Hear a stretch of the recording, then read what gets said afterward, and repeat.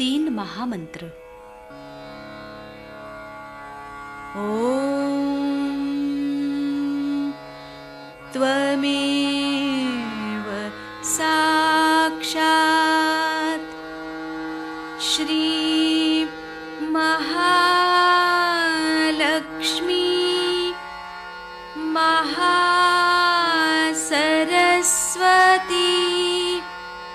महाकाली त्रिगुणात्मिका कुंडलिनी साक्षात् श्री आदिशक्ति माताजी श्री निर्मला देव्यै नमो नमः। ॐ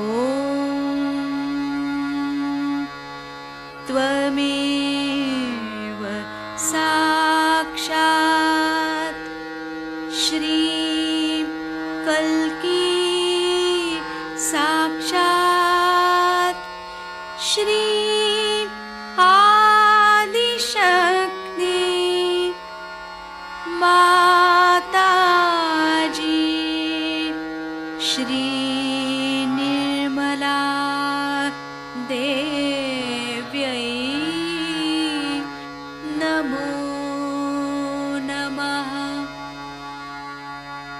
ॐ त्वमेव साक्षात् श्री कल्की साक्षात् श्री सहस्रार स्वामिनी मोक्षप्रदायिनी माताजी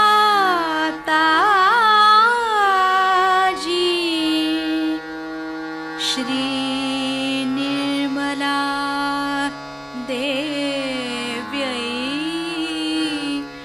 नमो नमः। श्री गणेश मंत्र। ओम त्वमेव साक्षात् श्री गणेश साक्षात् श्री आदिशक्ति माताजी श्री निर्मला देव्यै नमो नमः।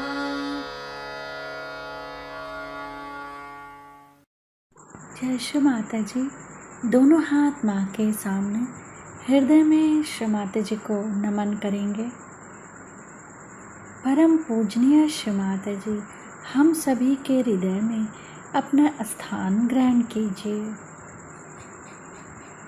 श्री माता जी की छवि को बीचों बीच हृदय में निहारेंगे।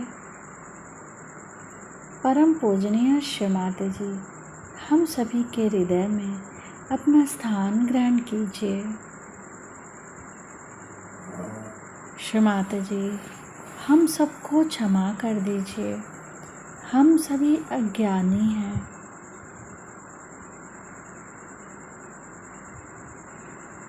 श्री माता जी, हमारे इस हृदय में श्री जगदम्बा स्वरूप में संपूर्ण शक्तियों के साथ अपने श्री चरण कमल लेकर आइए।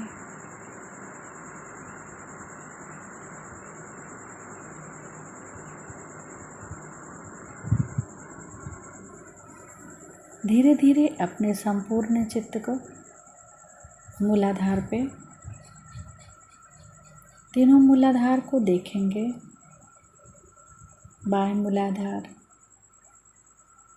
दाएं मूलाधार, सेंटर मूलाधार, तीनों मूलाधार को देखते हुए माँ से प्रार्थना, श्री माता जी कृपा करके हमारे अंदर गणेश तत्व जागृत कीजिए।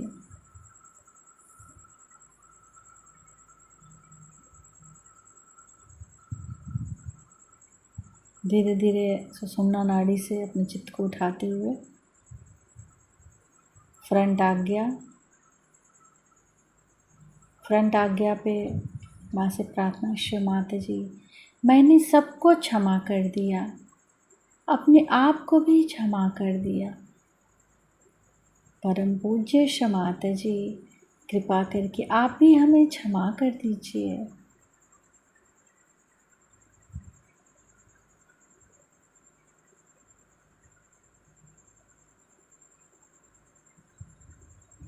राइट आज्ञा, शिव माता जी हमारे दाहिने आज्ञा में जो कुछ भी है उसे हम आपके श्री चरणों में समर्पित करते हैं।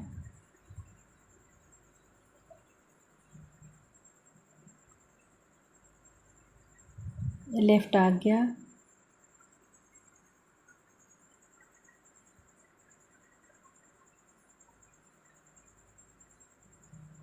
शिव माता जी हमारे अंदर जो भी क्रियाएं होती हैं उससे होने वाली समस्त प्रतिक्रिया को शांत कीजिए। बैक आज्ञा, हे परमात्मा आपके शान के खिलाफ जाने अनजाने में जो भी गलती होती है उसके लिए हम हृदय से क्षमा मांगते हैं। कृपा करके हमारे अपराधों को क्षमा करें। श्री महागणेश मंत्र। ओम त्वमेव साक्षात् श्री महागणेश साक्षात् श्री आदि शक्ति माता जी श्री निर्मला देव्यै नमो नमः।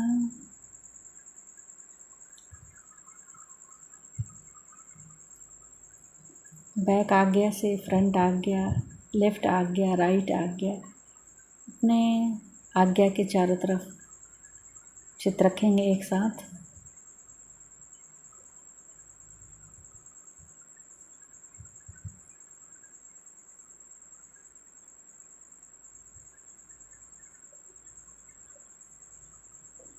फिर अपने मूलाधार को फ्रंट आज्ञा से जोड़ेंगे, सेंटर मूलाधार को फ्रंट आज्ञा से जोड़ेंगे, मिलाएंगे।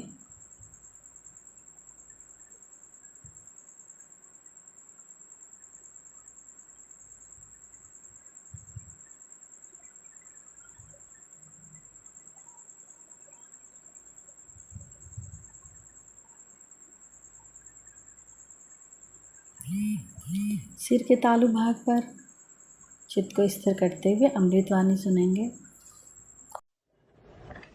जो बताया था यहाँ कि विशुद्धि चक्र के बारे में, अब इसी विशुद्धि चक्र से ही कलेक्टिव कॉन्शियसनेस की फीलिंग आ रही। मैंने कहा था कि कृष्ण को हम पूर्णावतार मानते हैं क्योंकि ये विराट वो शक्ति है जिसमें संपूर्ण समावेश होता है। हृदय में शिव जी की शक्ति है और पेट में गुरुओं की शक्ति है और स्वादिष्टान चक्र में ब्रह्मदेव की शक्ति है। ब्रेन में ब्रह्मदेव की शक्ति आप कह सकते हैं। और जब विराट जागृत हो जाता है,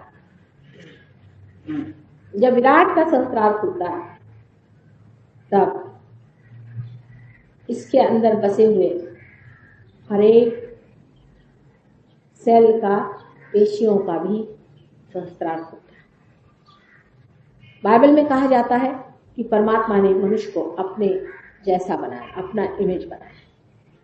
और ये बात सही है, जैसे विराट है वैसे ही संपूर्ण आप है।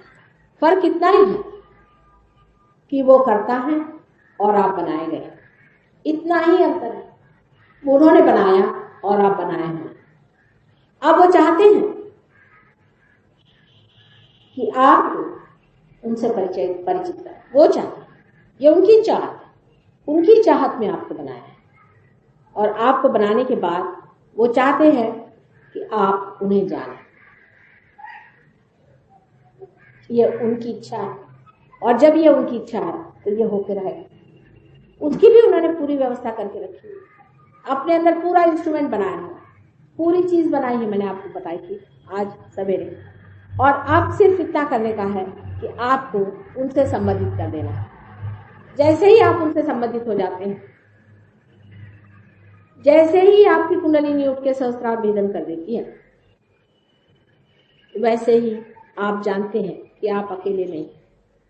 जैसे कि आप लोग अनेक छोटे छोटे बैठ जाइए, असल में सब लोग डिस्टर्ब होते रहते हैं, आप लोग दीजिए नहीं।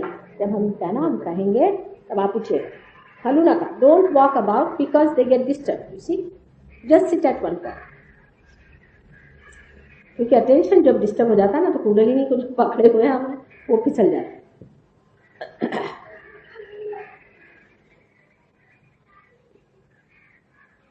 ये उनकी इच्छा से ही ये सारी घटना घटित हुई है, और उनकी इच्छा से ही आप उनको जानिए। इसीलिए जब मैं कहती हूँ कि ये चीज सहज है, एफर्टलेस, आप जब एफर्ट करते हैं तो आप उनकी इच्छा से हट जाते हैं। जब आप कोशिश करते हैं तब आप उनकी इच्छा से दूर हो जाते हैं। कोई सी भी इच्छा जब आप करते हैं तब भी आप उनकी इच्छा से दूर हटते हैं। सब कुछ इनकी इच्छा पे छोड़ दिया जाए, इसी को हम फेथ करें, इसी को हम विश्वास करें। अगर मनुष्य कर सके कि जो करता है सो तू ही कर, तू ही सब कुछ है, अगर मनुष्य ये कर सके तो कोई वजह नहीं कि वो सही रास्ते पर चले, क्योंकि वाकई में हाथ पकड़ के वो आपका चलाने वाला है। लेकिन आप उसको चाहे कि घसीट करके हमारे पास रखें और हम उस पर मेहनत करके उसको पकड़ रखें, सो नहीं, उन्हें आपको पकड़ना होगा। आप अंतर समझ लीजिए। एक तरीका होता है कि आप जबरदस्ती उनको थामे रहिए और उनके तरफ दौड़िए और पकड़िए, वो आपसे छुटक जाए। लेकिन आप छोटे बच्चे जैसे कहे कि तुम्ही मेरा हाथ, हमारा हाथ धारो तुम्ही ना ये चालो, हमारा हाथ पकड़ के तुम ही चलो, हमारा हाथ आपके हाथ में, आप जैसे ले चलिए तब आदमी सही रास्ते पे रहता है और धर्म में। लेकिन जैसे ही मनुष्य प्रयत्नशील होता है तो गलत रास्ते पर, क्योंकि उसको आंख नहीं, उसकी आत्मा भी खुली नहीं, वो जानता नहीं कहाँ जाने का। जैसे छोटे बच्चे जबकि उनकी आंख इतनी खुली नहीं होती, पूरी तरह से अपने माँ पे निर्भर रहते, उनका सब कुछ देखती है, उनका खाना पीना हर एक चीज वो देखती। बच्चा कब रो रहा उसको सब मालूम है, बच्चा उसको बताया ना बता, उसको सब मालूम है बच्चे की क्या तकलीफ है, फौरन वो समझ जाता, क्योंकि बच्चा अभी बिल्कुल अबोध और इनोसेंट। हम लोग अपने इनोसेंस को खो देते, हम आप कार्यशील होते हैं, हम ये करेंगे, हम वो करेंगे, हम भगवान को पाएंगे, हम हिमालय पे जाएंगे और दुनिया भर के आस्ते। इसी सिलसिले में आदमी ने इतनी गलती कर ली, इतना विराट से हट गया है। समझिए हमारे ही शरीर में अगर ये नाक सोचे कि मैं कुछ करके दिखाऊं, भाई आप नाक है, बैठे रहिए नाक की जगह। वो कहे नहीं मैं कुछ करके दिखाऊं तो उसकी सूंड ही निकल आएगी। इसे आर्बिट्ररी आप कहते हैं। जब आदमी आर्बिट्ररी हो जाता है, जब आदमी अपने ही तरफ से सोचता है कि मैं ये करके दिखाऊंगा, मैं ये करके दिखाऊंगा, तो आर्बिट्ररी हो, ऑन माई ओन। और जो कैंसर की बीमारी होती है वो ऐसे ही सेल्स की वजह से होती है, जो आर्बिट्ररी मैलिग्नेंसी आ जाती है। एक अगर सेल ये कहे कि मैं ही बढ़ता जाऊं, मैं आगे जाऊंगा और मैं जाके देखूंगा, बस वो बढ़ना शुरू हो गया, वो मैलिग्नेंट सेल हो। उसकी बीमारी दूसरे को लगी, वो भी मैलिग्नेंट हो गया, तीसरे को लगी, वो भी मैलिग्नेंट हो गया। जब संपूर्ण से संबंधित आप रख करके हाँ हम उसमें बैठे हुए हैं, वो हमको जो करना है करेगा, इस विचार से जो मनुष्य रहता है वो मध्यम स्थिति में। अब अगर आप कहें कि साहब इसमें बैठे रहिए तो हमारा कुछ भी नहीं हो, आपका जो होगा वो किसी का नहीं होगा, आपका जितना भला होगा वो किसी का नहीं है, जितने आप उठेंगे वो किसी का नहीं है। हर मामले में मैं आपसे कहती हूँ कि ये हो सकता है, लेकिन आप तो सोचते हैं कि भाई हम कुछ करके दिखाएं।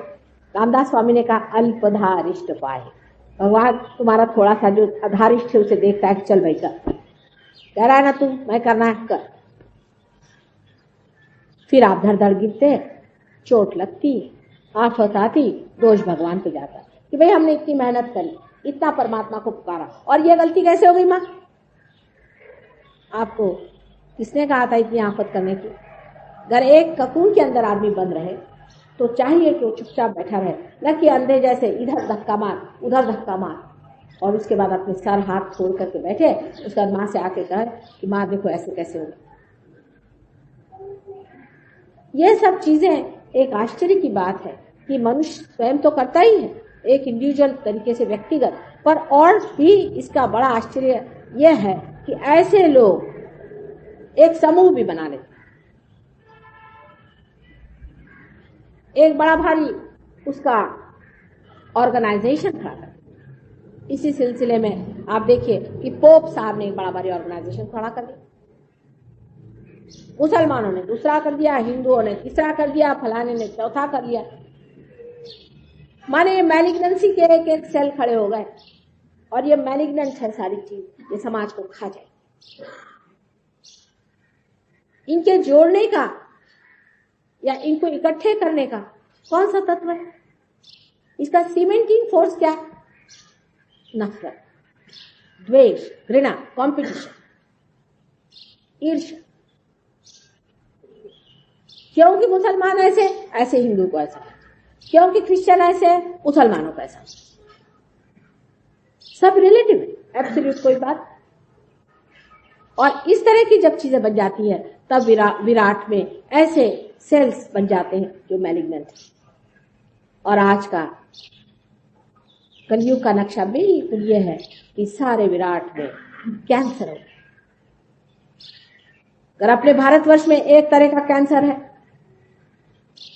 तो इंग्लैंड में दूसरी तरह का, अमेरिका में तीसरी तरह का, हर जगह जाइए तो लगता है कि सब लोग पीड़ित कैंसर से पड़े। और ये ऐसे बनाए हुए झूठे संविधान इस तरह से चल रहे हैं कि आश्चर्य होता है कि ऐसी खोखली चीजों पे ऐसी इमारतें कैसी खड़ी।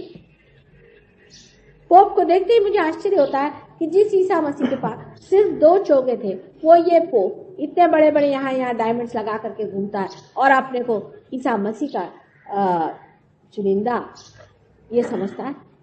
हमारे आदि शंकराचार्य महाराज जो हैं वो तो कहीं थे, वो तो चले गए बेचारे।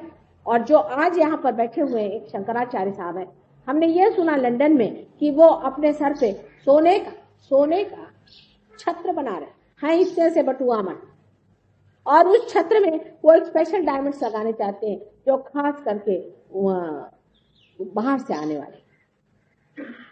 इन बटू आमन से पूछिए कि अगर वो छत्र आपके सर पे गिर जाए तो क्या आप उससे बच सकेंगे?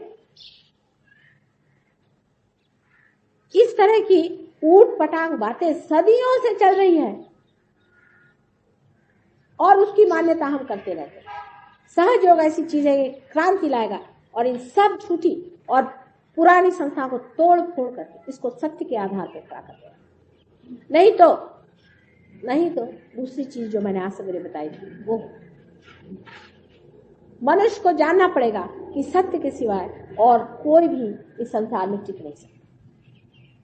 जितनी भी खोखली और थोथी चीजों को हमने अपनाया हुआ है और उसके ऊपर हम लोग खड़े हुए और अपने को निश्चित समझ रहे हैं, जान लेना चाहिए कि ये एक मगरमच्छ। विराट का जो स्थान है, जो विशुद्धि का चक्र है, ये बहुत महत्वपूर्ण मैंने कहा है, क्योंकि मनुष्य ने जब अपनी गर्दन ऊपर उठाई तब वो मनुष्य बना। इस गर्दन की ऊंचाई और इसमें परमात्मा का बहुत बड़ा हाथ है। श्री साक्षात श्री कृष्ण विराट अपने को एक साधारण चरवाहे के रूप में इस संसार में सर्वसामान्य लोगों के लिए एक चरवाहा बनकर संपूर्ण अवतार जो परमात्मा का है वो संसार में आया। और उन्होंने मनुष्य से ये कहा कि ये सारा संसार एक लीला है, आप उसके सिर्फ साक्षी। कहाँ आप उलझे हुए हो? ये सब लीला है। और उस साक्षी को पाना, उस क्षेत्रज्ञ को पाना, उस आत्मा को पाना, यही एक उन्होंने संदेश सारे संसार में। उन्होंने ये कहा कि ये आत्मा जो है ये किसी तरह से भी नष्ट नहीं सकता, अमर है। इन कृष्ण के जो विचित्र से चरित्र है, जिसके ऊपर लोग बहुत टीका टिप्पणियां करते हैं, जैसे कि उनकी 16,000 पत्नियां थी। उनकी 16,000 पत्नियां, ये 16,000 पत्नियां कौन थी, क्या आप जानते हैं? ये इनकी 16,000 शक्तियां थी। आज मेरी शक्तियां इन सहयोगियों के अंदर से बह रही हैं। ये सहयोगी मेरी शक्तियां का वहन कर रहे हैं। उनकी शक्तियां वहन करने के लिए उस वक्त कौन था? इसलिए उन्होंने इन शक्तियों को जन्म, साकार स्वरूप वो जन्म में आई। एक राजा ने उनको अपहरण किया, उस राजा से इन्होंने बचा करके उनसे अपना विवाह करके, उनके पास 16,000 सहयोगी तो पहले ही थे। यहाँ तो रोना पड़ जाता है 1,000 भी सहयोगी जमाने। उन्होंने पहले ही अपनी व्यवस्था कर ली कि पहले अपनी शक्तियों को जन्म दे करके ये कार्य, और जब उन्होंने ये 16,000 शक्तियों को अपने अंदर में स्थित पूरी तरह से कर लिया, उस वक्त ही हमारी भी 16,000 नाड़ियां स्थापन हुई हमारे अंदर। उन्हीं की वजह से हमारी चेतना में ये 16,000 नाड़ियों का स्पंदन शुरू हुआ। उनको जो आज मैंने सवेरे गीता के बारे में बताया था, उसे आप फिर से सुनिए और आप तब समझ सकते हैं कि कितनी बड़ी ये महान परमात्मा की देन थी जो कृष्ण संसार में आए। श्री कृष्ण की जो कुछ भी बातें हैं वो अत्यंत सूक्ष्मता से ही समझी जा सकती। ग्रोस लेवल पे आप कृष्ण को नहीं समझते। जो लोग ग्रोस लेवल पे रहते हैं कभी भी श्री कृष्ण को नहीं समझते। उसको समझने के लिए अत्यावश्यक है कि पहले आप पार हो, फिर उसकी बारीकी, इस चक्र की सब बारीकी आपको समझ में आएगी। आजकल आप सभी लोगों की विशुद्धि चक्र पकड़ है बहुत ज्यादा। उसके अनेक कारण, उसमें से पहला कारण तो ये है, आपकी पकड़ होने की वजह से हमारी हो जाती, क्योंकि सारे वाइब्रेशन से आते हैं। अगर आप इसे खींच लें तो हमारा गला टूट जाए। ये तो कॉमन एक सब लोगों का अनुभव है इस चीज का, कि जब हमारा गला पकड़ जाता है तो उसमें से वाइब्रेशन जाके आपके गले की हो। इस विशुद्धि चक्र में कृष्ण का व्यास है और कुछ कुछ चीजें बिल्कुल व्यर्थ हैं विशुद्धि चक्र, उसे समझ लेना चाहिए। प्रथम तो जिसे कहते हैं तंबाकू। तंबाकू खाना पता नहीं मनुष्य ने कहां से पता लगाया। आदमी की खोपड़ी जो ढूंढ के निकाले सो का। अपने को किस तरह से डिस्ट्रॉय करना चाहिए, इसमें आदमी से बढ़ के आपको दूसरा जानवर नहीं मिला। अब ये तंबाकू भगवान ने कोई खाने के लिए कभी नहीं बनाई थी। ये इंसेक्टिसाइड है, आप जानते हैं, कीड़े मारने की चीज। अब उठा करके बेवकूफ जैसे उसको खाना शुरू कर, उसे खाते हैं या उसे स्मोक करते हैं। इससे अपना जो विशुद्धि चक्र है खराब हो जाता है। इससे कैंसर हो जाता है विशुद्धि चक्र। आप जानते हैं कि विशुद्धि चक्र पे कैंसर हो जाता है, तो भी आप करते हैं। लिखा जाता है कि स्मोक करने से आपकी विशुद्धि चक्र खराब हो जाएगा, आपको कैंसर हो जाएगा, और आप जो भी करते हैं अपने रिस्क पे करें, तो भी लोग करते हैं। बताइए कि जब मालूम है कि इससे हम डिस्ट्रॉय होंगे तो आप क्यों करते? क्योंकि ये जो सब चीजें हैं ये राक्षसी हैं। और जो राक्षसी चीजें होती हैं वो आप एक काबू कर लेते। यानी मनुष्य इतना बेवकूफ है किसी किसी मामले में कि अगर उससे हम कहें कि भाई शराब पीना गलत है और सिगरेट पीना गलत है, तो वो सोचता है कि हम तो उस पर रिस्ट्रिक्शन डाल रहे हैं, उसकी फ्रीडम हम खा रहे हैं। वो ये नहीं सोचता कि वो कितनी बड़ी गुलामी में फंसने वाला है। और जो बड़े गुरु और सब लोग बता गए हैं कि ये चीज ना करें, तो वो क्या बेवकूफ थे? उन्होंने क्यों बताया? 1000 बार इस बात को बताया है कि कोई भी तरह का नशा करना गलत है। नशे का मतलब ही ये होता है कि आपकी अवेयरनेस, आपकी चेतना के ऊपर जबरदस्ती कोई चीज लाते। ये चीजें आपकी चेतना के विरोध में पड़ती है। इसलिए आपसे बताया गया है कि किसी भी प्रकार की नशा नहीं करें। मोहम्मद साहब के जमाने में ये प्रॉब्लम ही नहीं था, लोग स्मोक नहीं करते थे, तब कुछ था ही नहीं। तब तक गधे इतने नहीं हुए थे लोग। ये तो बाद में हुए, तो नानक साहब ने आकर के बताया कि बाबा काहे को नशा कर।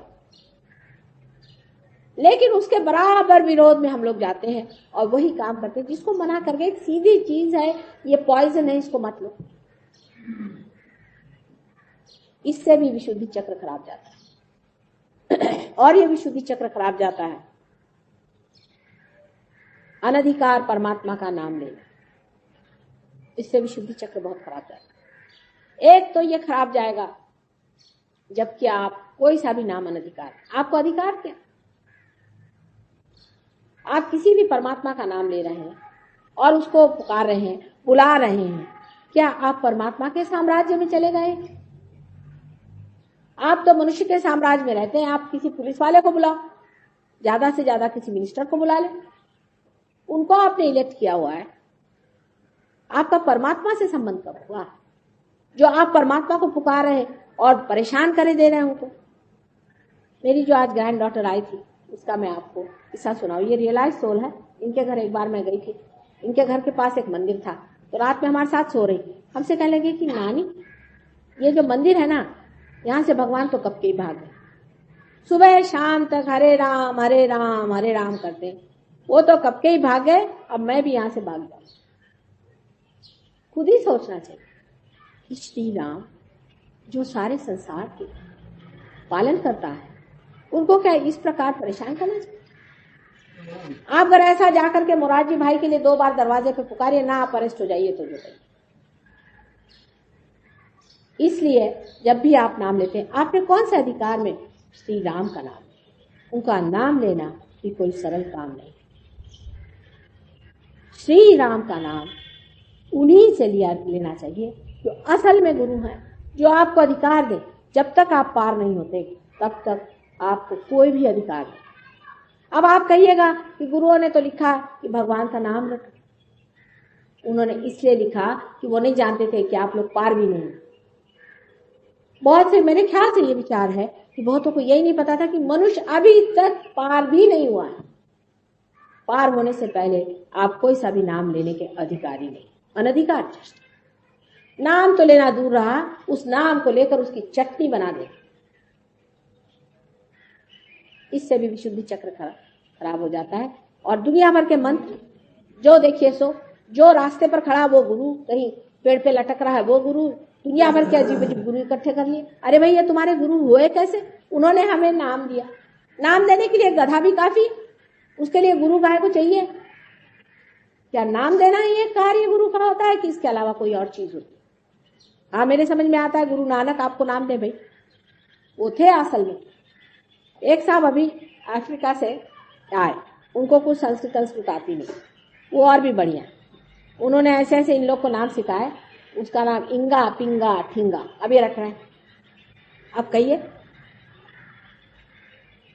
घंटों ये लोग यही नाम रखते रहे बेचारों का विशुद्धि चक्र पर। ये किसने बताया? ये कहां से आपने जाना कि कौन सा नाम लेना?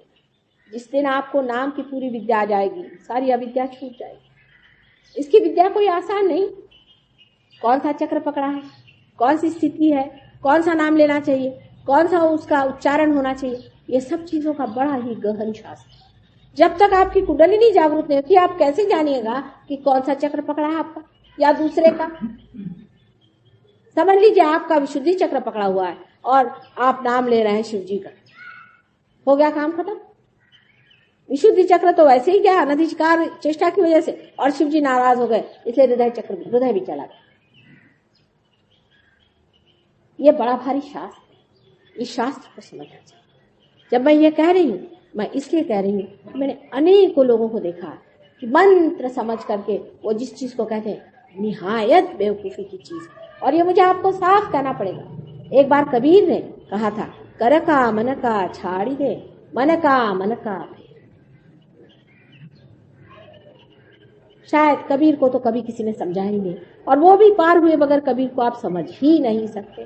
गुरु नानक को आप समझ नहीं सकते जब तक आप, उन्होंने कहा है जब तक आपा को चिन्हा नहीं तब तक भ्रम की काई नहीं जा सकती। ये भ्रम में हम लोग सारे कार्य कर रहे हैं, इसलिए आपकी विशुद्धि चक्र खराब है।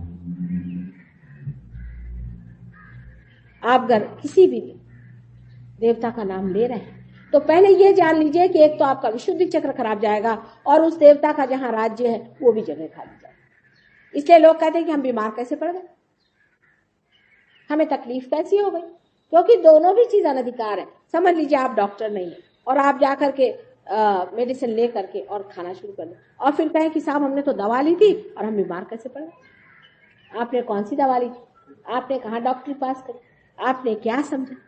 इस मामले में तो लोग समझते हैं, पर धर्म के मामले में लोग सोचते चलो अपने जेब में धर्म है, जब चाहे तब धर्म पे किताब लिख डालो, जब चाहे तब कुंडलिनी के बारे में लिख दो, जब चाहे तब परमात्मा के बारे में लिख दो, जिसके बारे में जब बकवास लिखने में क्या जाता है। असलियत की तो कोई जरूरत है ही नहीं, असल में पाने की जरूरत है ही नहीं, जो कुछ है नकल में रहना। सहयोग बहुत बड़ी क्रांति है। आपने कबीर को नहीं माना, उनको भी अब रटते ही बैठते हैं ना, सिर्फ सुबह से शाम तक कबीर को रटने से और लोग करते। लेकिन वो दिन आ गया है कि अब कबीर जो है उनकी कही हुई बात आपके सामने खड़ी हुई। ज़ेन की जो बड़ी भारी फिलॉसफी है उसको ये जापानीज गधे कभी समझ सकेंगे। उनका ऐसा ठिकाना करके रखा हुआ है कि जापान में जाइए तो लगता है कि ज़ेन फिर जाए तो वो आत्महत्या कर ले देख करके इन बेवकूफों। उसका भी इन लोगों ने इतना आर्टिफिशियल सारा मामला बना रखा कि देख देख के हैरानी। सारे जितने बड़े बड़े हो गए, पीर हो गए, जो पहुंचे हुए लोग हो गए, उनकी यही दुर्गति।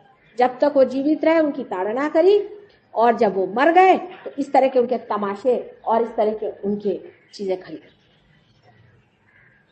इसे क्या कहना चाहिए। आप जानते हैं यहाँ दिल्ली में ही बहुत बड़े पीर हो गए, निजामुद्दीन साहब बहुत बड़े पीर हो गए। पीर को जात पात कुछ नहीं हो, और उनकी क्या हालत कर दी। और जब वो मर गए तो अब उनके बारे में लोग जिस तरह की एक चीज खड़ी कर दें, पता नहीं, जो भी चाहे उनका मन खड़ी कर सकते, जो भी चाहे उनके लिए बकवास बना सकते, क्योंकि अब तो वो मर गए। ये सारा विशुद्धि चक्र का जो फेर है इसको समझना चाहिए। विशुद्धि चक्र में जब तक आप सत्य के ऊपर सब चीज नहीं बैठाएंगे तब तक आपकी विशुद्धि नहीं जीतेगी। एक साहब थे, उनसे मैंने उस सहयोग में काफी दिलचस्पी लेते थे, पार भी हो गए, लेकिन उनसे तंबाकू नहीं छूटी।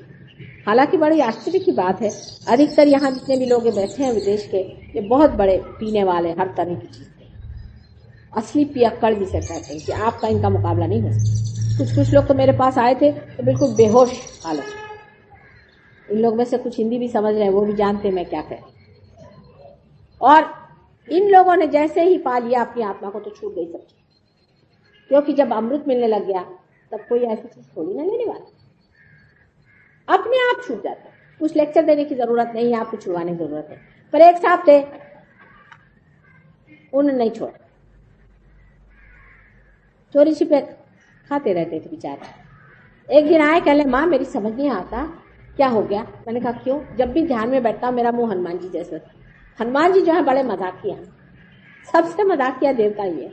इनके तौर तरीके इतने मजेदार है, कुछ पूछे, नचा के रख देते। मैंने कहा अच्छा। पहले बस मुझे अब लग रहा है मैं हनुमान जी हो रहा, अब मेरा हाल ठीक करो, ये सहयोग में मेरा क्या हाल है। मैंने कहा बेटे तुम थोड़ी तंबाकू तो खाते हो ना। तो एकदम चमक गया, कहला आपको कैसे पता। हमने कहा इसीलिए हनुमान जी जो तुमको दिखाई दे रहा है वो हम समझ, ये उनके चक्कर है।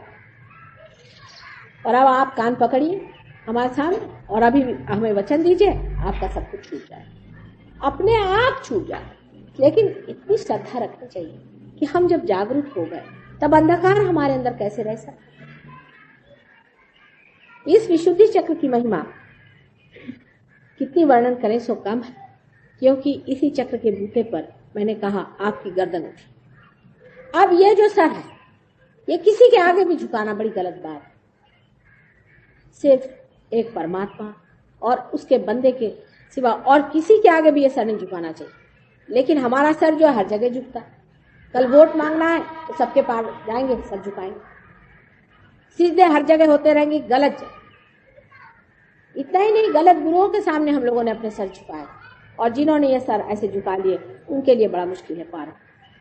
फिर मैं अगर कहती हूँ बेटे तुम्हारे गुरु गलत थे तो बहुत लोग नाराज हो जाते। नाराज होने की कोई बात नहीं, मेरा कोई लेना देना बना हूँ, मैं तो तुम्हारी भलाई की बात कर रही हूँ। अगर तुम्हारे गुरु ठीक है तो हमारे सर आंखों पर, अगर ठीक नहीं है तो हमारे लिए हम क्या,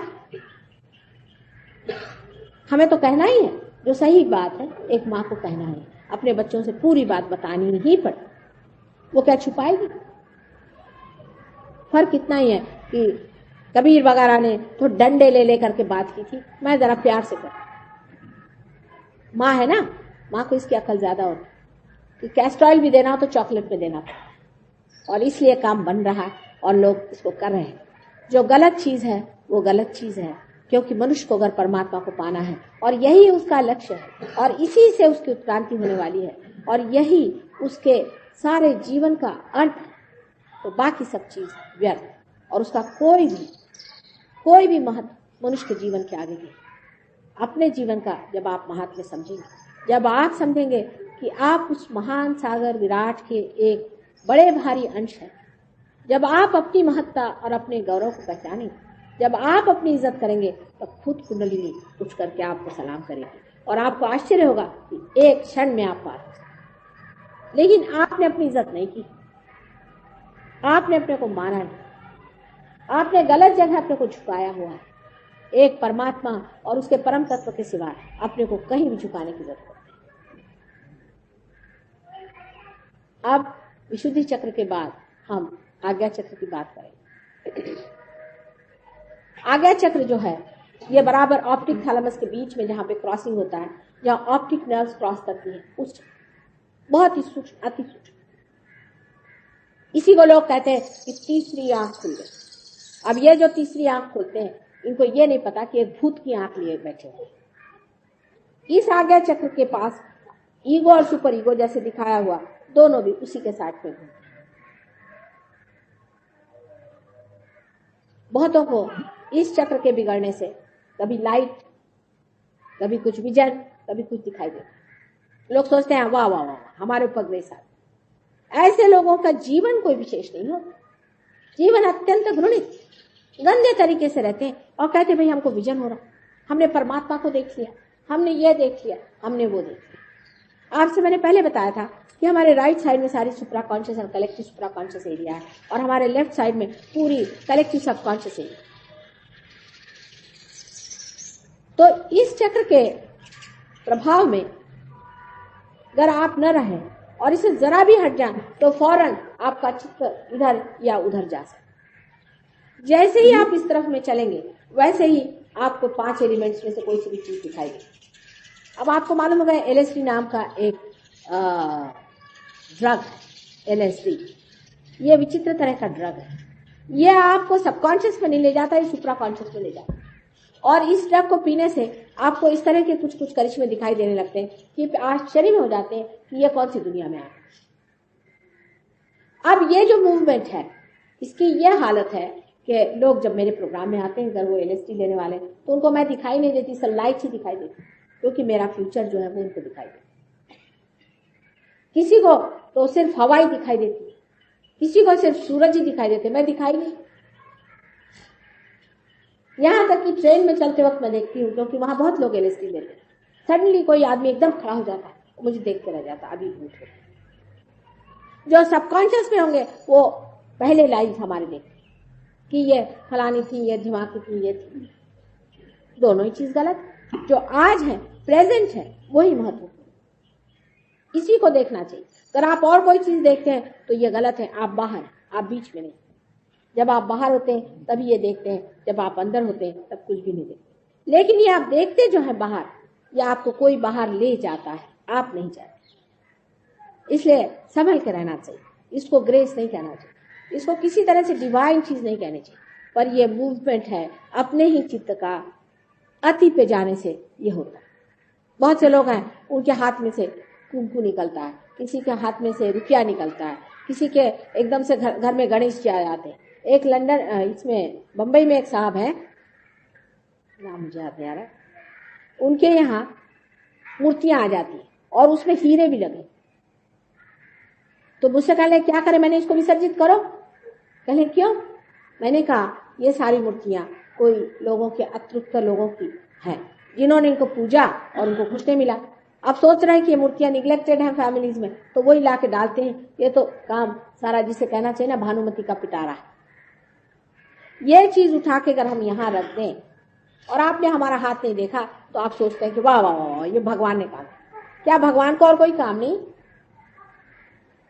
क्या आपको हीरे जवाहरात और ये फालतू की चीजें बांटते रहे, ये पत्थर आपके पास सामने बिखेरते रहे और उनको कोई अकल नहीं कि ऐसी रद्दी चीजें आपके सामने फेंकते रहे जिसका कोई भी मतलब परम से नहीं होता? या तो दूसरे तरह के लोग होते हैं कि जो कहते हैं सबकॉन्शियस से जिनका संबंध होता है कि वो क्या बदन में कहले भूत आता है, देवी आती है।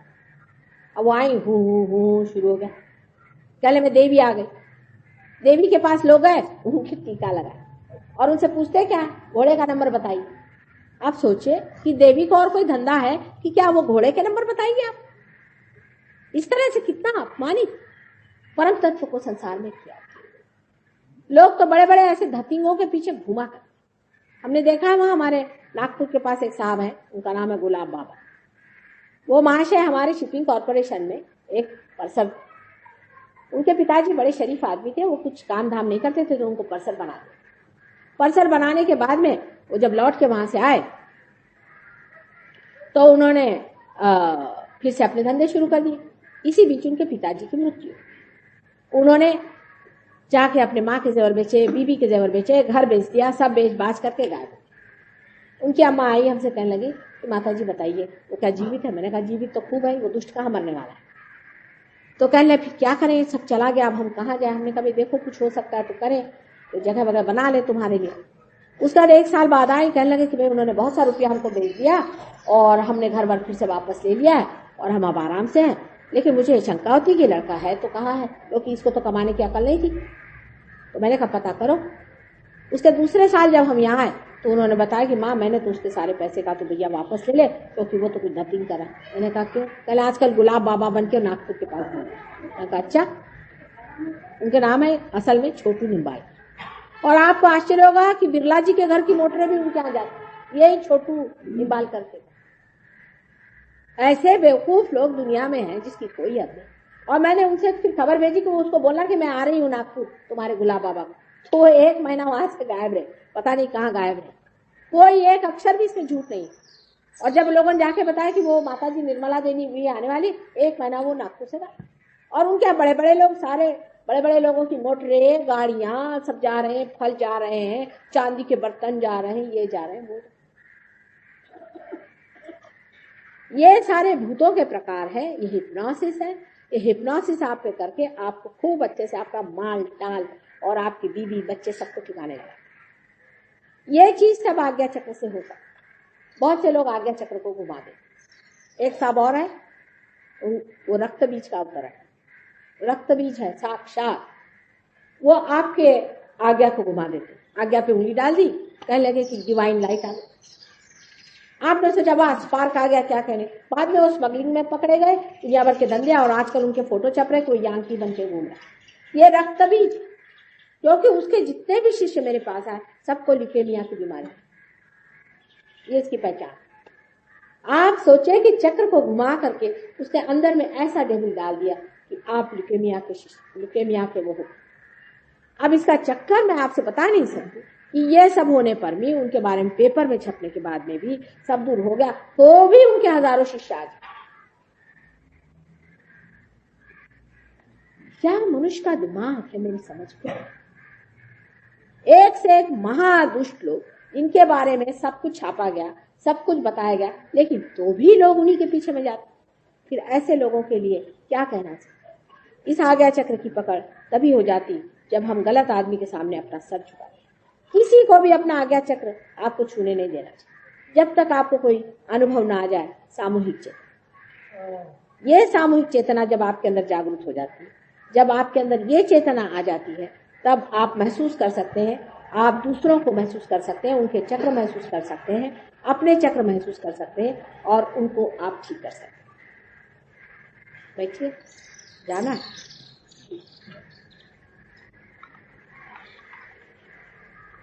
बैठिए साहब, अब 2 मिनट ठहरिए, हम तो बहुत दूर हमें जाना है, जरा ठहर जाइए, सबको डिस्टर्ब नहीं करिए। अब ये क्या तरीका है, बैठिए ना।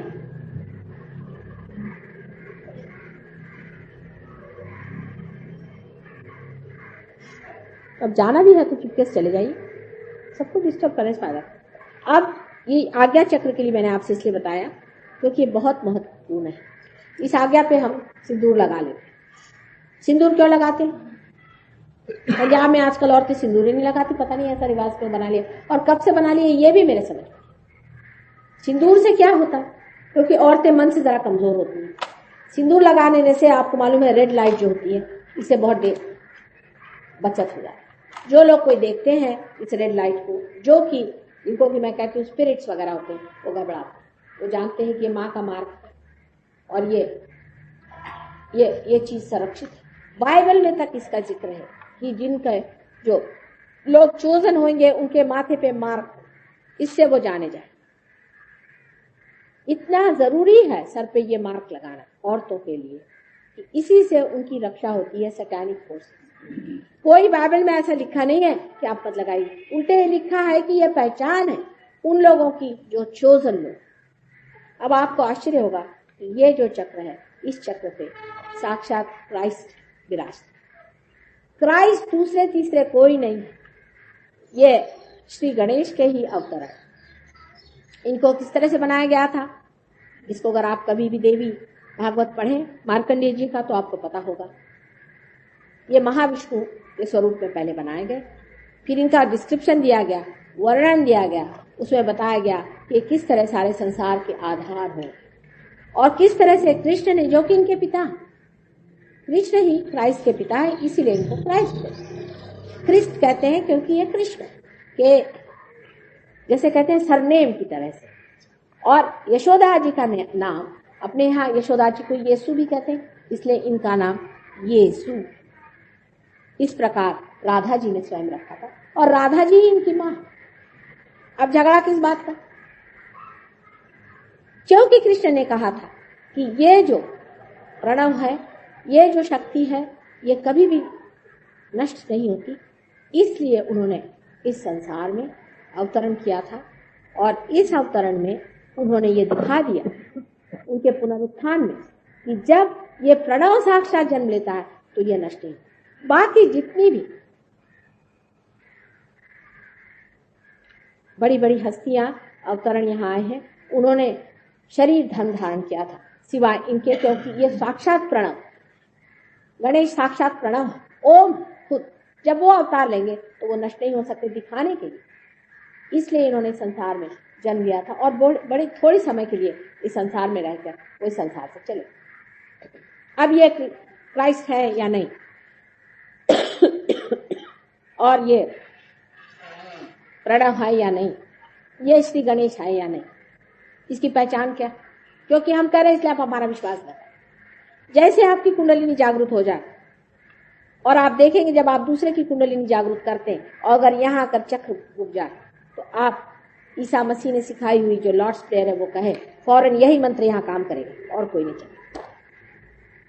जिस प्रकार मैंने आपसे कहा कि सारे गुरु अपने नाभि चक्र के आसपास गुरु स्थान में बैठे हुए हैं, उनका नाम लिए बगैर ये कुंडलिनी नाभि स्थान से ऊपर उठ करके नहीं छेदती है।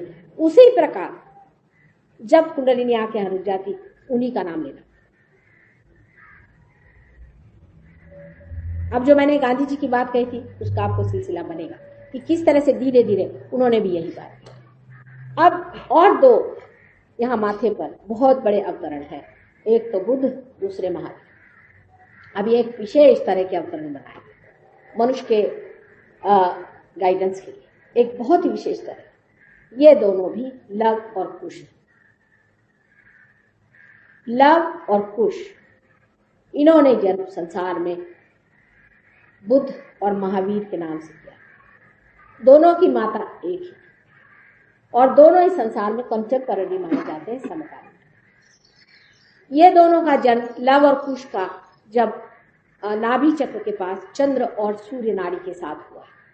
ये अंदर की मैं घटना आपको बता रही हूँ, ये हुआ कि नहीं ये आप देख सकते हैं जब कुंडलिनी का जागरण होता है। चंद्र नाड़ी और सूर्य नाड़ी पर इनका अलग अलग जन्म हुआ।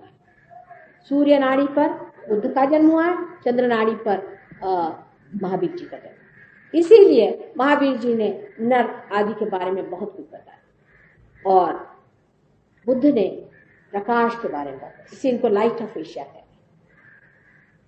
ये दोनों ही नाड़ियां हमारे अंदर ऊपर चढ़ती हैं और जाकर के एक इधर और एक इधर खत्म हो जाती है। इसीलिए बुद्ध इधर बसते हैं और इधर में महावीर बसते हैं। इन दोनों का स्थान बहुत ही महत्वपूर्ण,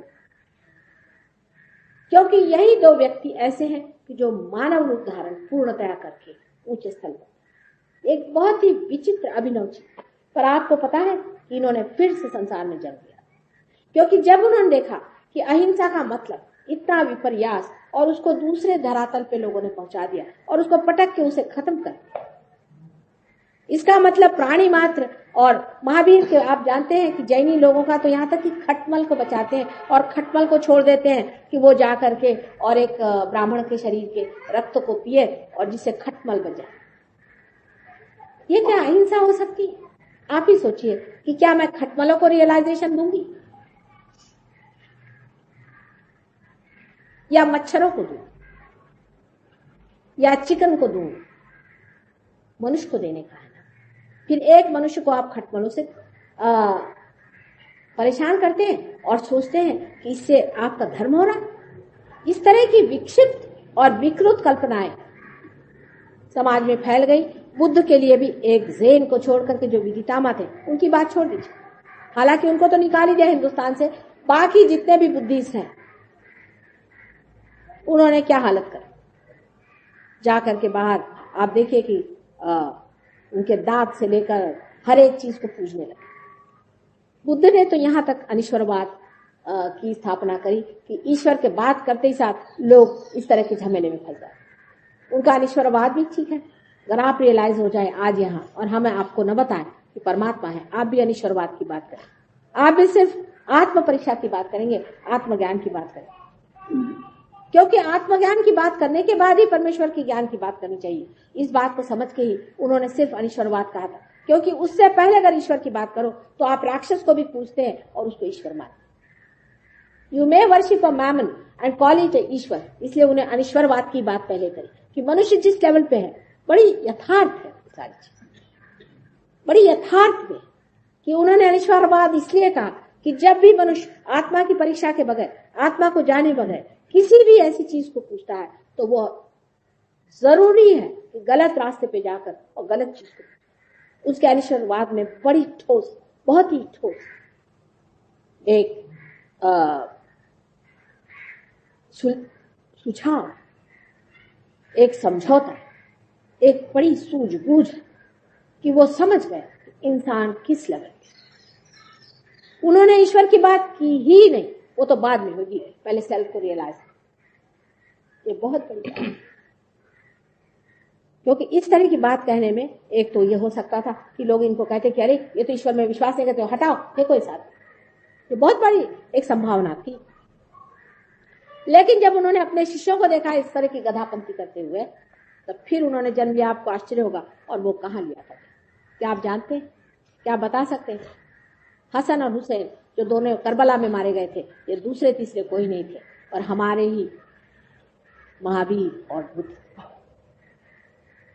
लेकिन ये कहे तो कौन कहे और समझाए तो कौन समझाए? आज हमारे ऊपर बोझ आ गया कि हमें आप ये बात बता रहे हैं। इसलिए बता रहे हैं कि जब आप कुंडलिनी को जागरूक करते हैं, उस वक्त आपके जब ईगो और सुपर ईगो पकड़ लेते हैं, तब आपको बुद्ध का और महावीर का नाम लेना पड़ता है। ये एकादश रुद्र में के 2 रुद्र हैं, बहुत बड़े रुद्र हैं, और जब आखिरी संहार होगा तो ये बहुत कार्यान्वित है। इन दोनों के बारे में तब आप जानिएगा जब आप देखेंगे आपका ईगो और सुपर ईगो नहीं छूटता। तो अगर आप हिंदू हैं तो आपको हसन और हुसैन का नाम लेना पड़ेगा, और अगर आप मुसलमान हैं तो आपको बुद्ध और महावीर का नाम लेना। उसके बगैर ये दोनों गुट्टे नहीं छूटते, या ऐसे जमे रहते हैं कुछ नहीं। विशेषकर ईगो जो है वो तो ऐसा बड़ा गुट्टा निकला रहता लोगों यहाँ पर।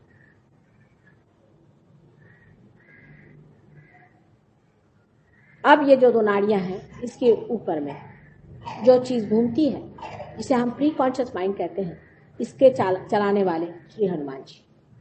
ये हमारे सूर्य, उन्होंने तो सूर्य को ग्रस्त लिया था कहते हैं, राइट साइड में घूमते हैं, और जो लेफ्ट साइड में घूमते हैं वो भैरवनाथ। यही बाइबल में इनको सेंट गैब्रियल और सेंट माइकल कहा जाता है। इनमें कोई अंतर नहीं, इनकी एकतांता, इनकी जो समरसता मैं कह रही हूँ वो आप सहयोग में ही समझ सकते हैं। जो जो मैं बात करी उसकी सिद्धता मैं आपको दे सकती हूँ। इसके बाद अब सहस्त्रार की बात आई। सहस्त्रार ये 1000 पंखुड़ियां का बना हुआ अपने सर में लिम्बिक एरिया का चारों तरफ। अब डॉक्टरों का झगड़ा क्या कि 992 नाड़ियां वो है नर्व्स। अब इन्होंने अगर 8 गिनी नहीं, उसके लिए कोई झगड़ा कर नहीं पाता। जब ये नाड़ियां जागरूक हो जाती हैं तो जिस तरह से एक बाती जल उठती है तो उसमें किस तरह की फ्लेम दिखाई देती है, इसी प्रकार ये बहुत ही शार्प जलने वाली ज्योतियां दिखाई देती, अनेक विविध रंगों से बनी हुई, अत्यंत सुंदर से लपकती हुई दिखाई। और ये लपकती हुई ज्योतियों के अंदर में आपको पीत वर्ण का बीच में ऐसा गाभा दिखाई देता है, जो कि हमारे लिम्बिक एरिया का गाभा। क्या कह रहे? थक गए? आप जरा पैर पकड़े हमारा, पैर पकड़ना तो ठीक हो जाए। नहीं, दोनों हाथ से पकड़ा तो पकड़ के बैठिए जरा। बात है कि पूरा लेक्चर खत्म किए बगैर भी चले जाए तो आप लोग कहीं बताए नहीं। और इसके बाद अब जो सहस्त्रार है उसका मैंने आपसे वर्णन किया है। ये लिम्बिक एरिया, इसके अंदर से जब कुंडलिनी ऊपर की ओर आती तभी मोक्ष होता है, तभी आपका छेदन होता है, और यही होना कुंडलिनी का उत्थान है। यही माना हुआ कुंडलिनी का पार होना है, इसी को सुरति कहते हैं। ये जब घटित होता है तभी आप उस स्थिति को प्राप्त होते हैं जिसे हम सामूहिक चेतना में अवतरण कहते हैं। और लिम्बिक एरिया यही परमात्मा का साम्राज्य हमारे अंदर है। जब ये प्रकट होता है तभी मनुष्य को बोध होता है, न कि उसे सिर्फ लेक्चर या ज्ञान होता है। बोध तभी घटित होता है, और ये अति सूक्ष्म चीज है, ये घटित होनी चाहिए। इसकी जो देवता है वो आदिशक्ति, स्वयं साक्षात आदिशक्ति है, और इसकी जो शक्ति है वो आदिशक्ति है, और इसके जो दैवत है वो कलकी है, जो निष्कलंक, जो जिनको निष्कलंक अवतार मानते हैं वो है। उनका अभी अवतरण नहीं हुआ, उससे पहले की ये तैयारियां आज हो रही। जब ये तैयारियां पूरी हो जाएगी तभी उनका अवतरण होगा। इस प्रकार मैंने आपको पूरे सारे चक्रों के बारे में जितना भी विशद रूप से बता सकती थी उतना बताया है, और आशा है आप लोग तृप्त होंगे। और मैं चाहूंगी कि थोड़ी देर हम लोग मेडिटेशन भी कर लें, और उस मेडिटेशन के बाद में अगर आप लोगों का रियलाइजेशन हो गया तो बहुत अच्छा है, और नहीं हुआ तो भी कोई हर्ज नहीं। हम यहाँ पर कुछ दिनों के लिए दिल्ली में आए हैं, उसके बाद हम बम्बई जा करके लंदन वापस चले जाएंगे। आप लोग कृपया रोज वहाँ आए, और सुबह शाम दोनों टाइम प्रोग्राम होगा, और अपने सहयोग में अपने को पालें और गहरे। अगर आपने रियलाइजेशन इस वक्त कर लिया तो आपसे मैं पूर्ण तरह बता सकती हूँ कि आपके शारीरिक, मानसिक, बौद्धिक तथा संसारिक भी प्रश्न बहुत से हल हो जाए। और ये अनेकों के साथ हुआ है और आपके साथ भी हो जाए। ये तो एक माँ का वही जो चॉकलेट लगाने की बात है वो है, लेकिन असल में जो पाने का है वो परम तत्व है, क्योंकि वही सच्चित आनंद है। उसी को पाना चाहिए, बाकी सब कुछ व्यर्थ है। परमात्मा आपको सुबुद्धि दे और आपको वो अनुभव दे जिसके लिए आप अनंत योनियों में से गुजर के आज यहाँ